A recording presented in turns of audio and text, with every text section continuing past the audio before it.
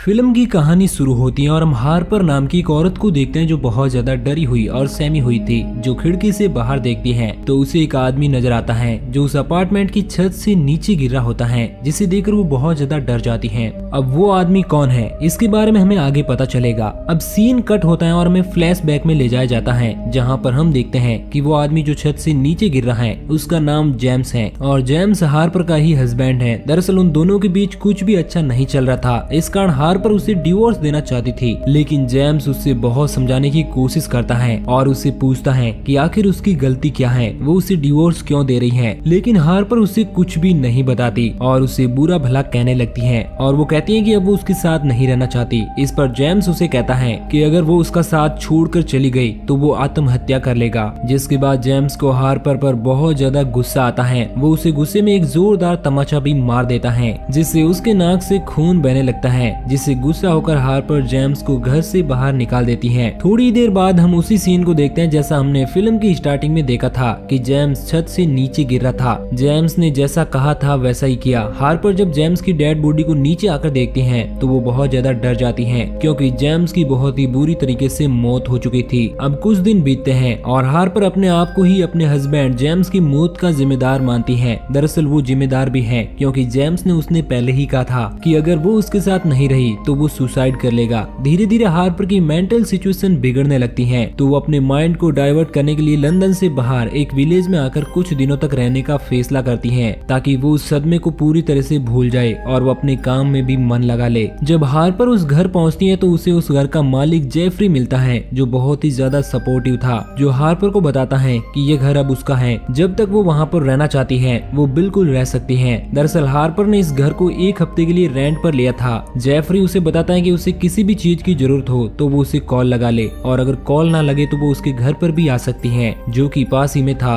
Jeffrey उसे बताता है कि पास ही में एक चर्च भी है जहाँ पर जाकर वो अपने मन को शांत भी कर सकती है और थोड़ी दूरी पर एक फॉरेस्ट एरिया भी है जो कि बहुत ही ज्यादा खूबसूरत है। जेफरी उसे बताता है कि उसे इस समय दुनिया को एक्सप्लोर करना चाहिए ताकि उसका मन डाइवर्ट हो और वो पूरी तरह से ठीक हो जाए। ऐसा कहकर वो वहाँ से चला जाता है। इसके बाद हम हार्पर को देखते हैं जो उस घर को एक्सप्लोर करने लगती है और अपनी फ्रेंड रिले को कॉल लगाती है और उसे बताते हैं कि वो यहाँ पर बहुत ज्यादा खुश है क्योंकि ये घर बहुत ही अच्छा है और यहाँ पर वो अच्छा फील कर रही है। इसके बाद वो घूमने के लिए जंगलों में चली जाती है। जंगलों में कुछ देर घूमने के बाद उसे बहुत अच्छा महसूस होता है। इसके बाद वो उसी चर्च की तरफ आगे बढ़ती है जिसके बारे में जेफरी ने उसे बताया था। चर्च की तरफ जाते हुए उसे एक टनल नजर आता है जो कि बहुत ही पुराना था, जिसे देखकर वो उसके पास जाती है और अब वो टनल के अंदर जाने लगती है और गाना गाने लगती है। लेकिन तभी वो उस टनल के दूसरे छोर पर एक आदमी को देखती है जो उसकी तरफ तेजी से भागते हुए आ रहा था। उसे देखकर हार्पर बुरी तरह से डर जाती है और किसी तरह से भागकर वहाँ से चर्च की ओर जाने लगती है। अब भागते हुए हार्पर एक छोटे से गांव की तरफ आती है जहाँ पर मौजूद सभी घर अब खंडर बन चुके थे जो देखने में बहुत ही अजीब लग रहे थे, लेकिन उनमें एक खूबसूरती भी थी जो हार्पर अपने मोबाइल में कैद कर लेती है। जिस दौरान उसे एक न्यूड आदमी नजर आता है जो वहीं पर घरों के पास खड़ा हुआ था, जिसे देखकर एक बार फिर से हार्पर वहाँ से भागने लगती है और भागते हुए वो अपने उसी घर पर पहुंच जाती है जहाँ पर उसे उसकी फ्रेंड का कॉल आता है जो उसे कहती है कि हार्पर उसे उसका घर दिखाए। वीडियो कॉल करके हार्पर उसे घर दिखाने लगती है, लेकिन इसी बीच हम देखते हैं कि वही न्यूड आदमी अब हार्पर के घर तक पहुंच चुका है, लेकिन ये बात हार्पर को अभी तक पता नहीं थी। कुछ देर बात करने के दौरान उसको वही आदमी घर के बाहर नजर आता है, जिससे डरकर हार्पर तुरंत पुलिस को कॉल लगाती है। पुलिस वाले उससे कहते हैं कि वो जल्दी उसके घर पर पहुंच जाएंगे। अब थोड़ी देर बाद वो नंगा आदमी हार्पर के अंदर घुसने की कोशिश करता है, लेकिन इससे पहले ही हार्पर घर का दरवाजा बंद कर देती है। लेकिन वो आदमी लेटर डोर से अपना हाथ अंदर डालता है और हार्पर को पकड़ने की कोशिश करता है, जिससे हार्पर बुरी तरह से डर जाती है। अब थोड़ी देर बाद पुलिस वहाँ पर पहुँच जाती है और उस नंगे आदमी को पकड़कर वहाँ से ले जाती है। इसी बीच हम एक लेडी इंस्पेक्टर को देखते हैं जो हार्पर से उस आदमी के बारे में बताती है। वो बताते हैं कि वो आदमी मानसिक रूप से डिस्टर्ब है, इस कारण वो ऐसा करता है। हालांकि वो किसी को भी नुकसान नहीं पहुंचाता। हार्पर उस पुलिस वाली को बताती है कि वो आदमी उसका जंगल से ही पीछा कर रहा था, इस कारण वो उसके घर तक पहुंच गया और उसे उस आदमी से बहुत ही ज्यादा डर लग रहा था क्योंकि वो इस घर में बिल्कुल ही अकेली थी।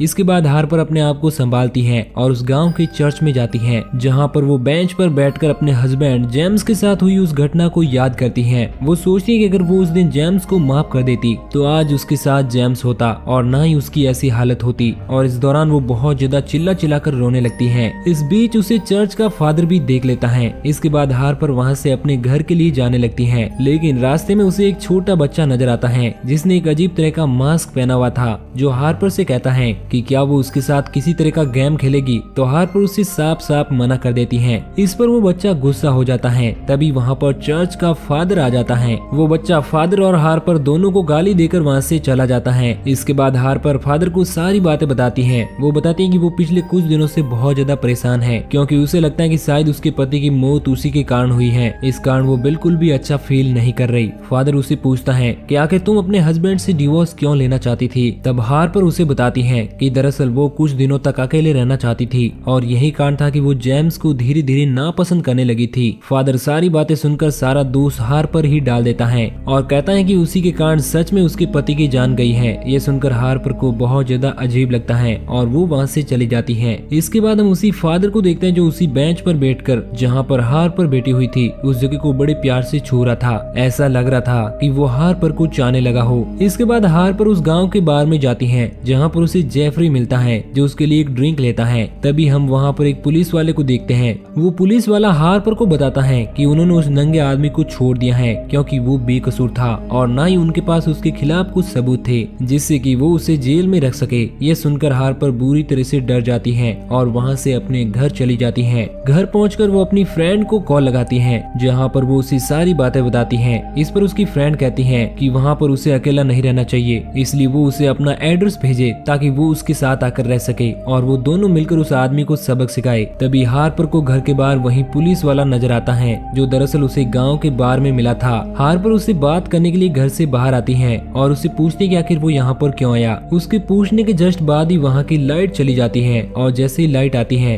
वो पुलिस वाला वहाँ से गायब हो जाता है। ये सब देखकर हार्पर बुरी तरह से डर जाती है और उसे ये सब बहुत ज्यादा अजीब लगता है। इसके बाद वो घर के बाहर गार्डन में लगे एक सेब के पेड़ को देखती है जिसके ऊपर लगे हुए सारे सेब एक एक करके नीचे गिर चुके थे और अब हार्पर बुरी तरह से डर जाती है। और तभी वहाँ पर एक लड़का भागते हुए उसकी तरफ आता है जिसे देखकर वो अपने घर के अंदर भाग जाती है और डोर को अच्छे से लॉक कर देती है। इसके बाद वो किचन में जाकर एक चाकू को अपने पास रख लेती है ताकि वो उस लड़के से अपने आप को प्रोटेक्ट कर सके। लेकिन तभी फिर से घर की लाइट चली जाती है और वो बुरी तरह से डर जाती है क्योंकि उसे लगता है कि घर के अंदर कोई आ चुका है। इसके बाद कोई आदमी घर के अंदर मौजूद सारा सामान इधर उधर फेंकने लगता है जिसे देखकर हार्पर बहुत ज्यादा डर जाती है और चीखने चिल्लाने लगती है। उसकी आवाज सुनकर वहाँ पर जेफरी आता है जिसे हार्पर बताते हैं कि शायद कोई आदमी इस घर में घुस आया है जो उसे खत्म करना चाहता है। जब जेफरी किचन के अंदर जाकर देखता है तो उसे वहाँ पर एक मरा हुआ कौवा नजर आता है जो खिड़की तोड़कर उस घर के अंदर घुसा था। हार्पर उसे बताते हैं कि वो पुलिस वाला भी उसे वहाँ पर नजर आया था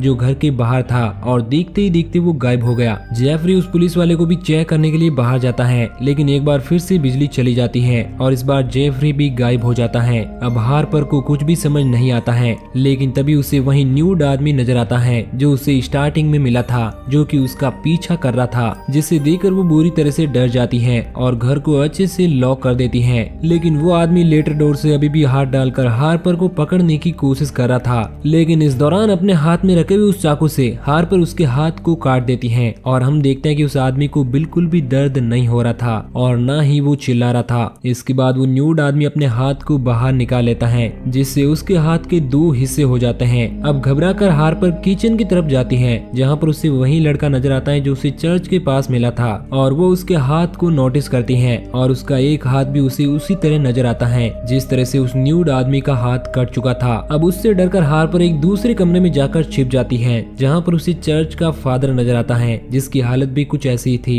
जैसी कि उन दोनों की थी। उसका हाथ भी बुरी तरह से कट चुका था। अब वो हार्पर से कहता है कि वो कैरेक्टरलेस औरत है जिसे किसी मर्द की इमोशन की बिल्कुल भी कदर नहीं है। ये सुनकर हार्पर को काफी अजीब लगता है, लेकिन अब वो फादर हार्पर के करीब आकर उसे अरेस्ट करने की कोशिश करता है, लेकिन किसी तरह हार्पर अपने पास रखे उस चाकू से उस पर अटैक करके वहाँ से भाग जाती है। वो बाहर खड़ी अपनी कार को लेकर वहाँ से भागने की कोशिश करती है, लेकिन रास्ते में उसे जेफरी नजर आता है, मगर गाड़ी की स्पीड तेज होने की वजह से वो कार को नहीं रोक पाती और कार जेफरी के ऊपर चढ़ जाती है। इसके बाद वो नोटिस करती है कि जेफरी का हाथ भी टूट चुका है। ये सब देखकर हार्पर वहाँ से भागने लगती है, लेकिन इससे पहले ही जेफरी वहाँ आकर उससे कार छीनकर ले जाता है। लेकिन थोड़ी देर बाद वो एक बार फिर से हार्पर के पास आता है और उस पर कार चढ़ाकर उसे मारने की कोशिश करता है, लेकिन हार्पर वहाँ से बचकर अब उसी घर की तरफ भागने लगती है। इसके बाद जेफरी जेफरी उस कार को उस घर की बाउंड्री वॉल से टक्कर मार देता है। हार्पर उस घर के वार्डन में आ जाती है, जहाँ पर उसे वही न्यूड आदमी नजर आता है जो किसी पेड़ की तरह दिख रहा था, जिसके चेहरे पर झाड़ियां और पत्ते थे, जो हार्पर के करीब आता है। लेकिन थोड़ी दूरी आने पर वो वहीं नीचे गिर जाता है और देखते ही देखते उसका पेट फूलने लगता है और उसके पेट से वही बच्चा बाहर निकलता है जो कि हार्पर के साथ गेम खेलने को कह रहा था, जिसे देखकर हार्पर बुरी तरह से डर जाती है।